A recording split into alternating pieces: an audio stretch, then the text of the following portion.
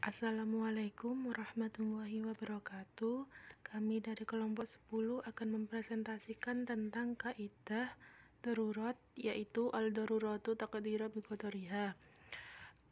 Kelompok kami beranggotakan yaitu Koni Afifa, Rahmania Agustin, dan Sevia Kristabella. Di sini saya Rahmania Agustin akan menjelaskan pengertian kaidah dan darurat. Kaidah, kata kawaid atau kaidah dalam terminologi para ahli fikih adalah aturan yang bersifat universal yang dapat diterapkan kepada cabang-cabang permasalahannya.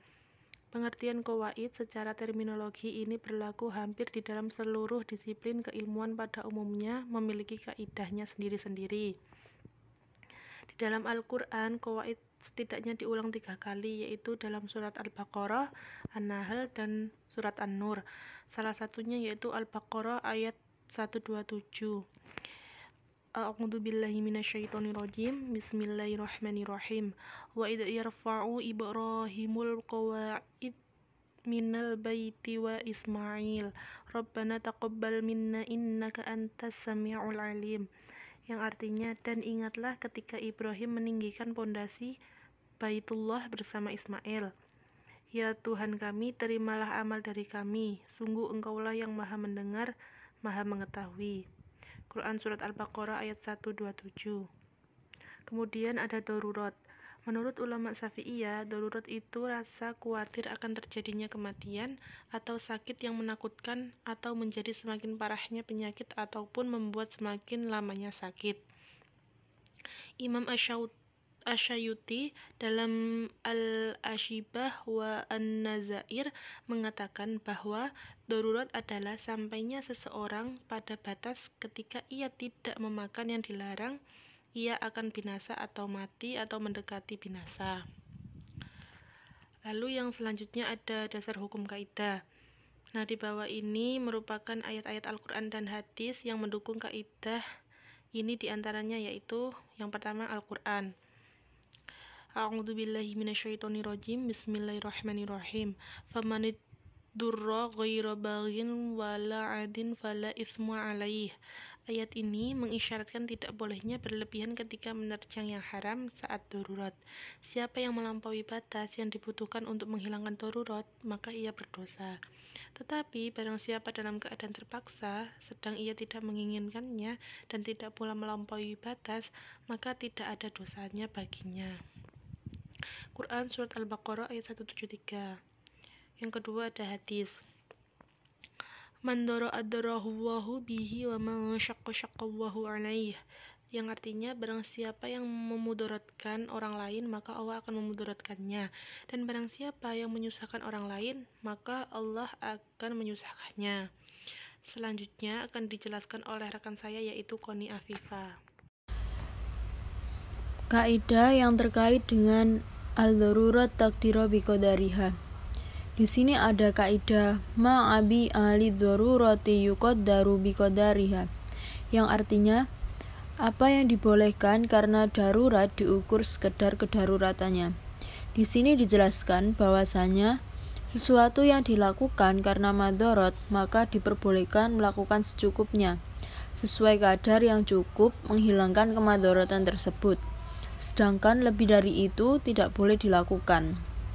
Kaidah cabang ini memberi batasan bahwa setiap aktivitas yang dilakukan karena adanya darurat itu diperbolehkan, sebatas untuk memenuhi kebutuhan dan tidak lebih daripada itu.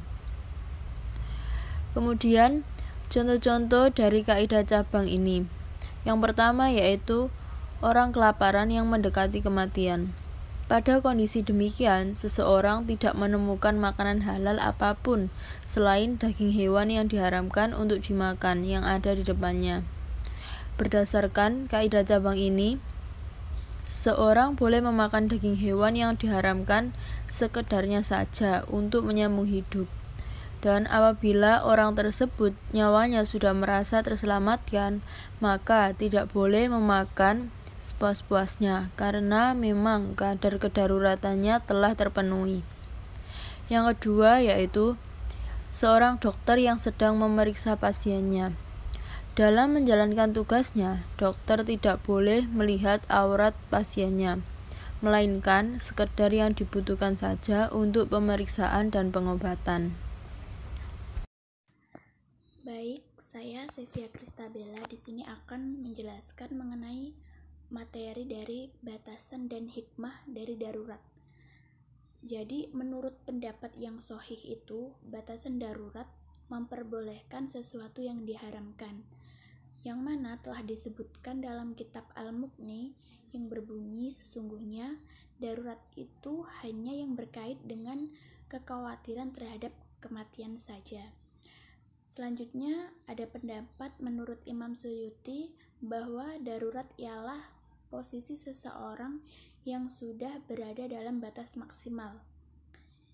Nah, maksudnya jika ia tidak mau mengkonsumsi sesuatu yang dilarang agama, ia bisa mati atau hampir mati atau khawatir salah satu anggota tubuhnya bisa celaka. Dari kedua hikmah darurat tersebut dapat kita simpulkan bahwa darurat adalah rahmat Allah bagi hambanya. Jika dia mengisyaratkan beberapa ketentuan hukum yang dapat menerangi jalan mereka dalam urusan-urusan dunia dan akhirat, begitu juga untuk menghilangkan kesempitan dari orang-orang yang mukallaf dan menjaga keselamatan nyawa orang yang bersangkutan. Selanjutnya ada syarat-syarat batasan darurat. Menurut Wahbah Al-Zuhaili, syarat-syarat atau batasan-batasan dari darurat itu ada beberapa. Yang pertama, hendaknya darurat itu ada atau nyata, bukan sesuatu yang dinanti, spekulatif, dan juga bukan sesuatu yang imajinatif. Yang kedua, tidak ada cara lain atau yang diperbolehkan secara syar'i untuk menolak bahaya kecuali menggunakan sesuatu yang diharamkan. Yang ketiga, terpenuhi uzur yang memperbolehkan melakukan sesuatu yang diharamkan.